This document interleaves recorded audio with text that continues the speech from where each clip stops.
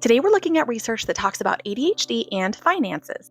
This study looked at everyday financial skills in adults with ADHD, not income or intelligence, but real world money tasks.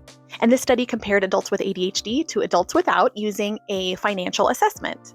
And they studied 45 adults with ADHD and 47 without, so it is a smaller sample size.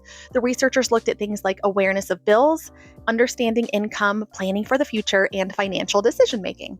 And what they found is adults with ADHD had more difficulty in areas that rely heavily on the executive functioning aspects, which is tracking expenses, anticipating upcoming bills, planning long-term financials, and comparing complex options like insurance plans. And importantly, these differences were not explained by income level. So people with ADHD weren't struggling because they earned less.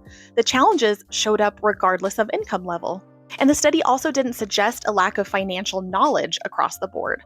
Some basic skills were intact. So the biggest gaps were in areas that required sustained attention, organization, and looking ahead at the future.